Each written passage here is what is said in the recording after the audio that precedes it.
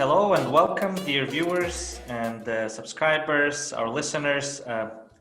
Welcome to another episode of Afterthought. It's basically the episode where three of us, meaning myself, Anwar, and my name is Bahram. And Shaukat. Yeah, so three of us as hosts, we actually discuss what was presented in the previous episode. We had a guest last time who talked about learning daily and professional English, Mr. Lubek, and there's a lot of takeaway messages from that episode. So I'll actually kick the ball to someone else to start the discussion. Bahram, do you want to take it? Let's flip a coin, okay? I'll take it. So good to see you guys as well as always. It's nice to be here again with our Afterthought episode. So the Afterthoughts for Ulugh was actually great. As far as my feedback, I think first of all, he as a assistant professor of TESOL, his English. Talking about English, his English was really good, actually, Omar. I mean, I don't know what you thought about it. As I was listening to speaking with him, I thought he was top notch in terms of English, being an immigrant. So I really enjoyed, first of all, listening to him as he speaks, and at the same time, understanding that the conversation we had. So the topic that I like, the part of the discussion I like that personally I can relate more is when he started talking about new immigrants who come to US, whether this lottery or anything and any kind of green card they win, the idea of getting to know English and improving your English using public resources available out there, the libraries, whether you go to the school, they have if you go to the elementary school, they have programs for your children, even though they are good. They go to regular classes at the same time. They also have after school to help them out with their English. I can relate to the beginning part of the conversation where he talked about public libraries, because we have a public library. Even though my kids are born here, they speak English, as natives. They are, of course, they speak both languages at home, but at the same time, English became their own kind of native here. The libraries are big resources, I really love our public libraries here where I live, and at the same time, other libraries around. I'm pretty sure you guys can say the same thing as well about your libraries. Availability of professionals who can teach you English there is really great. I really like that. And I believe everybody who comes to US definitely should check it out. It doesn't matter if you're adult or if you're a kid, there's programs for kids, and if you're adult, there's teachers who are available for you to teach English. So it's something great to pick up.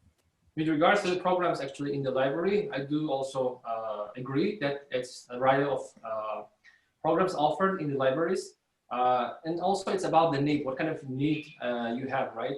So with the kids and with the adults, it might be different. Sometimes it's just a group kind of classes. But besides that, they also offer one-to-one classes as well. So like conversation. So in that regards, adult might be in different level, so maybe beginning and needing maybe speaking more than grammar or vocabulary or whatever, right? So in that sense, conversation is also another thing actually, which they cannot find unless either they start and work somewhere, but for that, they need a little bit certain level of English. In that sense, taking classes like conversation in the library, one-to-one that I have seen myself experience is a really, I would say, effective way of learning. So is that your local library where you live that has those classes? Yes. Okay. Yeah, I remember Lube was saying that it depends on the library. A lot of libraries are well equipped. Maybe some are not that much, but depending on the program, yes, as you mentioned, some libraries are more rich in content, some maybe less. And for that reason, even though you live in one part of the city, but the content of the other library, which is more richer, right, in that sense. So you go to that other library, still you can benefit from the resources they offer. My sense is whenever you go to library, whenever my kids go to libraries, I think it's, you guys should use as much resources as possible, because, state and local taxes that we all pay here, especially property taxes and everything else. It's it's really good use of money. I personally think, I think one of those few cases where you can definitely say the tax money was spent well. I mean, I tend to tell them, make sure you guys, take advantage of things out there available. They really have good programs. Even like apart from as you toddlers, children learn English. There's groups that 3-year-olds have classes, their own things. There's book reading class. I mean, like groups. Right now it's all virtual, of course. Obviously, with limited capacity of physical presence, but generally, yeah, I would definitely should use those. What else you guys thought? So yeah, you guys picked up on the part that's most relevant to you guys.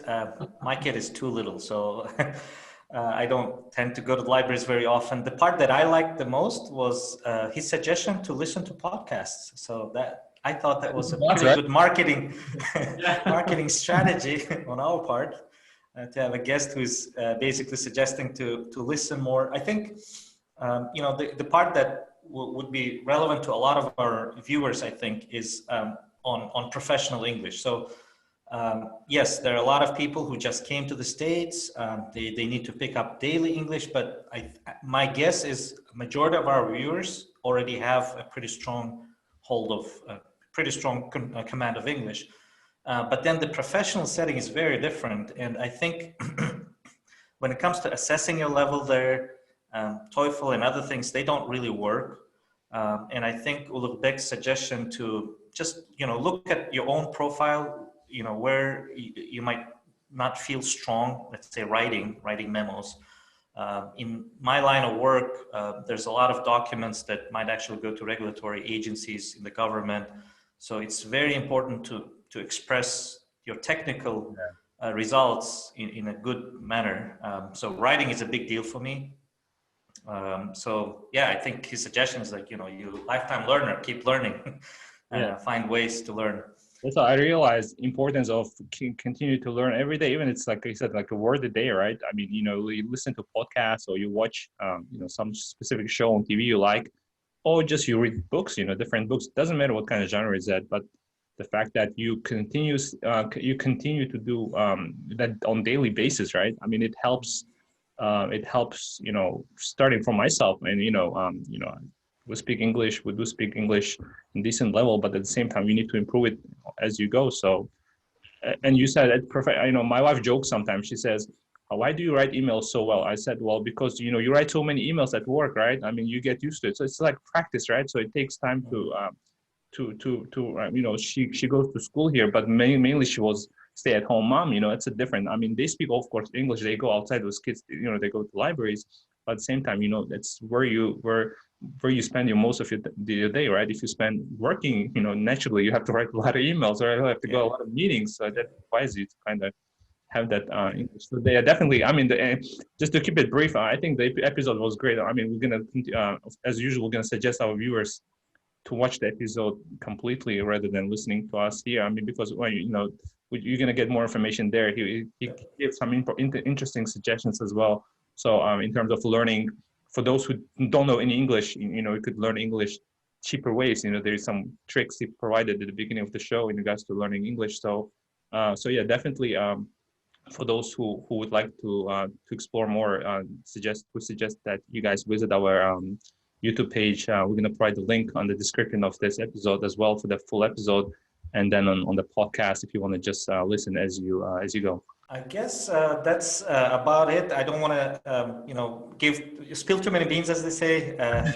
We do want our viewers to actually go to the full episode, listen to it. I think it will benefit them in general. So I think. Yeah, one other thing is maybe they can also put their comments, what their experience has been, right? Yes.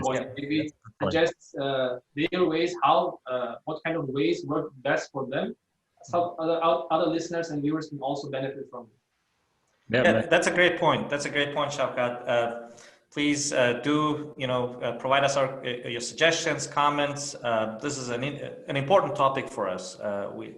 This is not our first language yet. We get some emails on immigrantbazaar@gmail.com, so, and we'll also get some comments on the actual episodes, as you listen to it, as you watch an episode, you can put the comments on the YouTube or our Facebook page. So yeah, please do subscribe and, continue to leave us your comments. We appreciate it. And we'll look forward to for more episodes that make sense to you guys, that are fun for you guys, that are interesting and bring some valuable information for you guys. So until then, thank you, everybody.